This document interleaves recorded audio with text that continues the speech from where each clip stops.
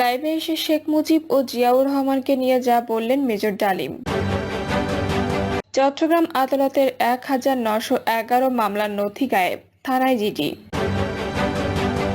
জানাবো খালেদা জিয়ার লন্ডন সফর নিয়ে জনমনে কৌতূহল। এবং সর্বশেষ জানাবো নারায়ণগঞ্জের 4 তলা বাড়ি দখলে নিলেন বিএনপি নেতা।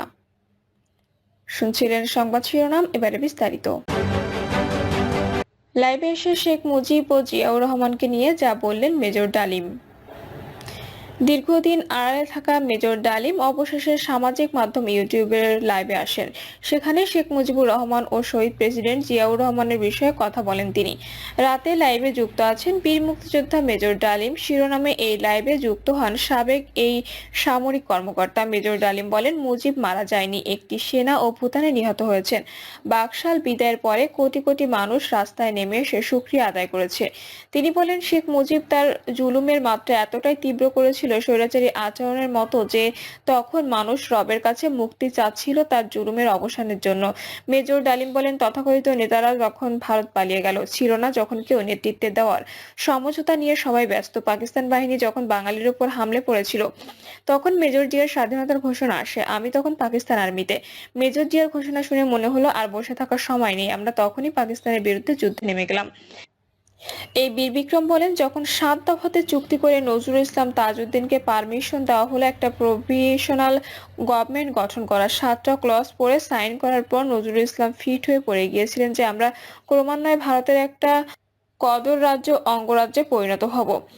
24-এর গণ অভ্যুত্থানের নেপথ্যের নায়ক ছাত্র জনতাকে পরামর্শ দিয়ে তিনি বলেন, সম্প্রসারণবাদী হিন্দুত্ববাদী ভারত যার কবজায় আমরা প্রায় চলে গিয়েছি, সেই অবস্থা থেকে সেই 71-এর মতো আরেকটা স্বাধীনতা অর্জন করতে হবে, তা না হলে বিপ্লব ব্যর্থতায় পর্যবসিত হবে। জাতীয় সঙ্গীত ইস্যুতে ডালিম বলেন, বাংলাদেশের জাতীয় সঙ্গীত রবীন্দ্রনাথ ঠাকুরের না হয়ে কাজী নজরুল ইসলাম বা অন্য স্বনামধন্য দেশীয় কবিদের গান হতে পারত। ভিনদেশী একজন কবির গানকে জাতীয় সঙ্গীত বানানোকে পৃথিবীর ইতিহাসে বিরল বলে মন্তব্য করেন তিনি।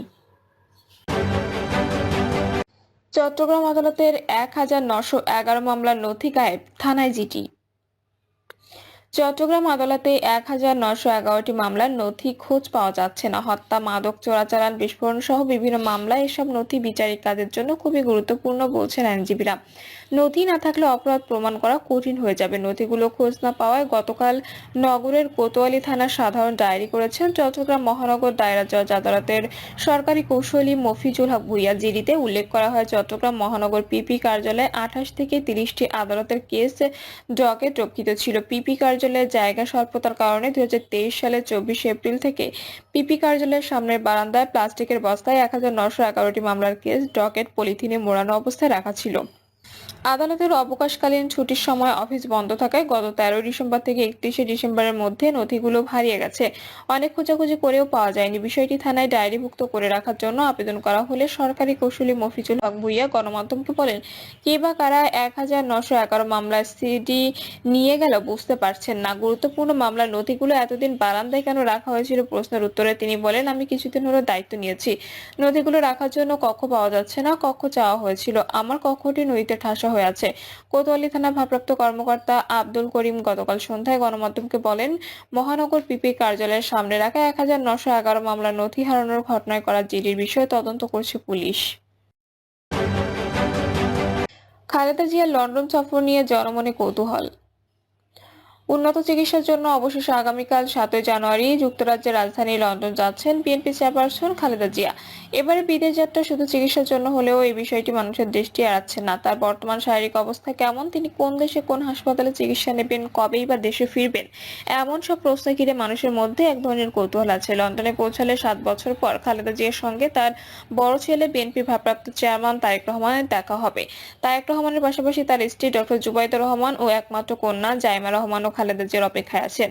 দীর্ঘদিন পর পরিবারের সদস্যদের সঙ্গে দেখা হলে তৈরি হবে আবেগঘন এক পরিবেশ। বিদেশ যাত্রা উপলক্ষে গতকাল রাতে গুলশানে বিএনপি চেয়ারপারসনের বাসভবনে ফিরোজায় তার সঙ্গে শুভেচ্ছা ও কৌশল বিনিময় করতে যান দলের স্থায়ী কমিটির সদস্যরা। ফিরোজা থেকে বেরিয়ে দলের মহাসচিব মির্জা ফখরুল ইসলাম আলমগীর খালেদা জিয়ার লন্ডন যাত্রার দিনক্ষণ সাংবাদিকদের সামনে তুলে ধরেন। মির্জা ফখরুল বলেন, আল্লাহ তাআলা অবশেষে রহমতে আমাদের দেশের গণতন্ত্রের আপসী নেত্রী, জনগণের সবচেয়ে আদরের নেত্রী চিকিৎসার জন্য আগামী 7 জানুয়ারি রাতে লন্ডনের উদ্দেশ্যে যাত্রা করবেন।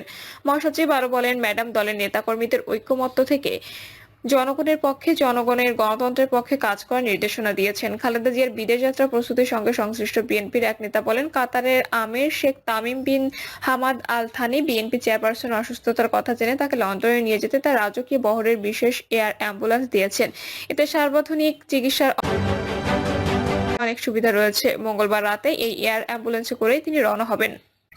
খালেদা জিয়ার যুক্তরাজ্য যাত্রাকে রাজনৈতিক দৃষ্টিকোণ থেকে কেউ দেখতে চাইছে না। তিনি অসুস্থ, চিকিৎসাটা তার অগ্রাধিকার বলছেন দলের দায়িত্বশীল নেতারাও। তবে তিনি কবে ফিরে আসতে পারেন সে বিষয়ে স্পষ্ট কেউ ধারণা দিতে পারেননি।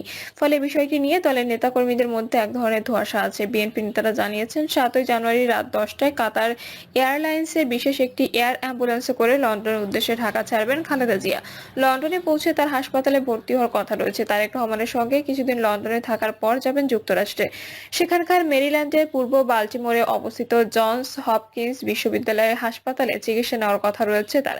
চিকিৎসকরা জানিয়েছেন, লিভার সিরোসিসে আক্রান্ত খালেদা জিয়ার লিভার প্রতিস্থাপন জরুরি। ধারণা করা হচ্ছে, খালেদা জিয়ার লিভার প্রতিস্থাপন করা হলে পুরো চিকিৎসা শেষ হতে কয়েক মাস লাগতে পারে।